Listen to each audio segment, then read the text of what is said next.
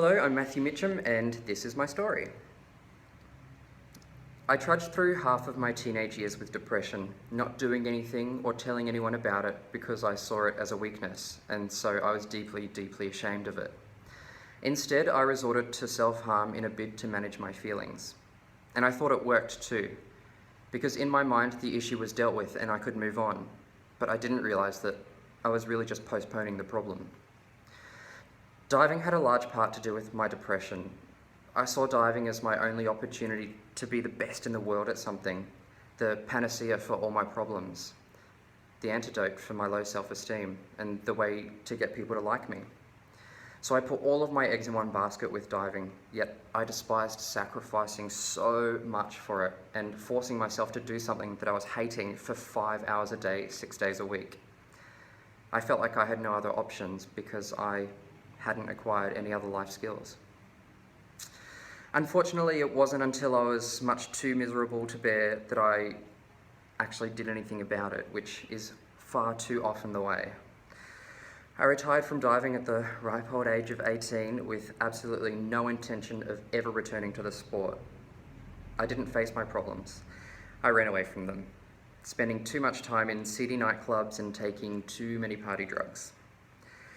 It took me 6 months for me to stop hating the sport and another 3 months for me to actually start missing it. And that's when my current coach, a guy named Sabrino, he sent me this SMS saying, "If you ever want to start diving again, I'll always have a place in my squad for you."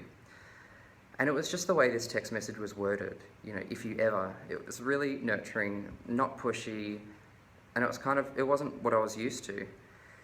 And I knew that this man cared for my welfare as a human being more than my welfare as an athlete. And maybe one of the other reasons that I wasn't happy diving in Brisbane, where I was training before, was that I didn't feel entirely comfortable in my own skin within my training squad. I'd started diving at such a young age, much too young to have established my sexuality, that I never felt comfortable enough to come out because that felt like that I would be admitting to these people that I was effectively lying to them, even by omission, that I'd been deceiving them for the preceding 5 years. But I believe that holding this aspect of my identity back caused more problems than it solved, because the other athletes in the squad knew that I wasn't being forthright with them, and there were consequently trust issues. So when I moved to Sydney, I made the conscious decision that I was going to, for the first time, be absolutely 100% open and honest with everyone I met. This was the perfect opportunity for a fresh start, and while at times I may have been perhaps a little too upfront for some people, I found that on the whole, people interacted with me in a much better way. Training partners, coaches, work colleagues, divers from other countries, everyone. And since making that decision, I have not had a single homophobic experience. In fact, I've never had more straight mates.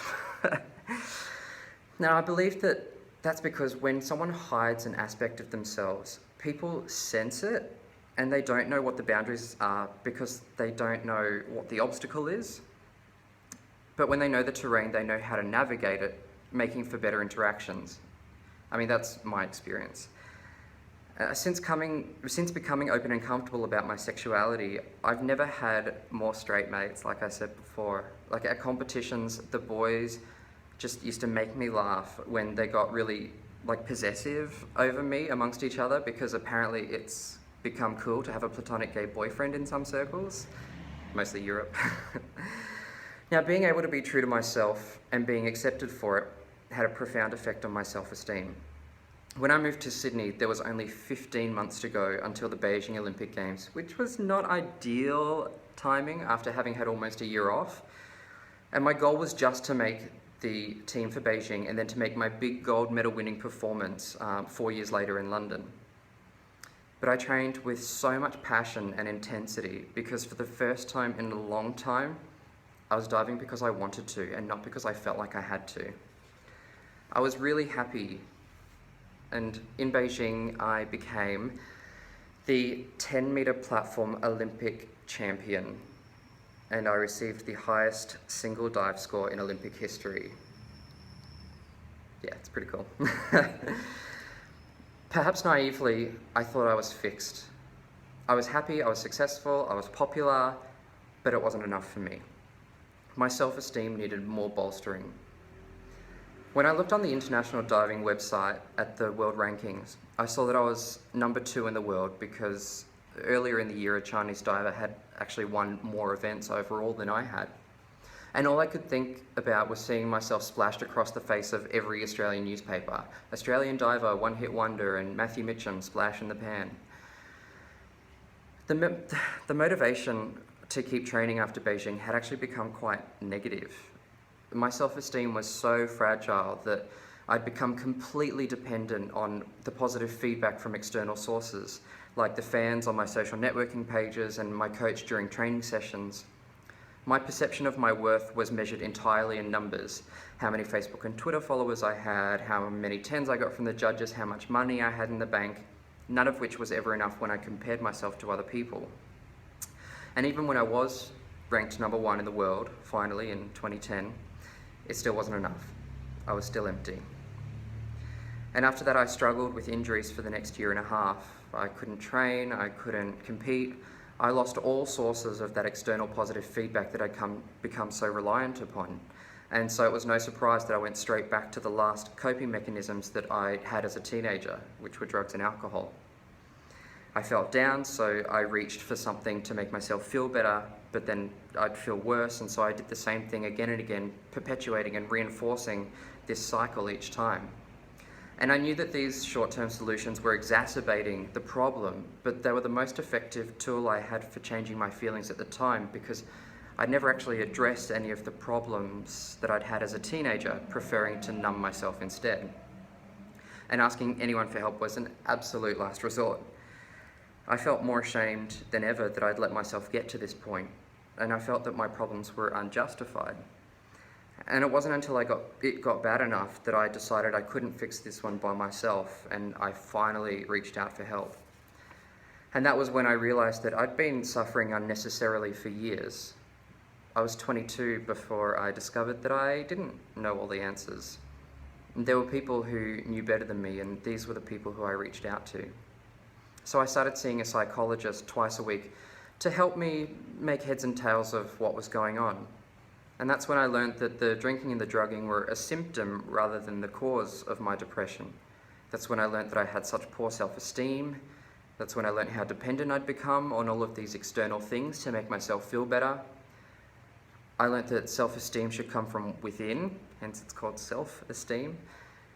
That's when I learned that that those external positive reinforcements should just be a bonus. I learned that my mental health was my own responsibility, and that being proactive about improving my mental health was also a way for me to improve my self-esteem. All this stuff didn't come straight away though. I continued to see a psychologist twice a week the entire year in the lead up to the London Games to help deal with other pressures that were affecting me, as well as my sobriety. And the main one was this expectation for me to defend my Olympic title, which I was finding, it was becoming increasingly counterproductive to my preparation. And things like, oh, don't worry about it, and who cares? Honestly, just as effective as telling somebody who's having a panic attack to just calm down. Does not work. So I followed through with the worst case scenario over and over again with my psychologist, exploring what it would mean if I didn't defend my title. Like, what's the worst that could happen? I eventually realized that I would still have the things that were most important to me, and that I would be okay even if that scenario were to play out. And that's not to say that I did have any less anxiety about that worst case scenario. In fact, all the way leading up to the games in London, it didn't get better.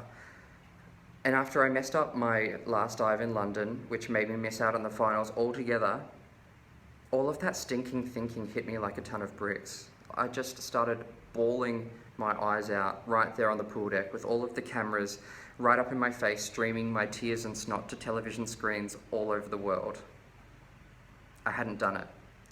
I'd sabotaged myself with all of my self-destructive behaviours, and my family had spent so much money to come here and watch me. I mean, these were just a few of the things that were ruminating around my head, making me sadder and sadder. But within just 5 minutes, I consciously stopped that counterproductive thinking and pulled myself together since I had to do the walk of shame through the media zone. No, I didn't do my best, but I tried my best. I literally could not have done more in the lead up to the games because of my injuries. In fact, I probably should have been doing a lot less to have prevented all of these re-injuries from happening. And yes, my family had spent a lot of money, but they wanted to. And no, I hadn't defended my title, but I was okay. It only took me about 6 hours to actually believe this stuff that I was saying to the media, but when I did, this was the point where I realised that all of that work that I'd put into my mental health in the lead up to the London Games had actually paid off. No, I didn't have a great big medal hanging around my neck, but I felt like a much happier, healthier, more wholesome person, which actually meant more to me. I haven't stopped seeing a psychologist since the London Games because I think the investment in my mental health has definitely been worth it. The skills that I'm developing to help me become a happier, healthier person are invaluable. And I can't stress enough the importance of reaching out as a first resort rather than a last resort.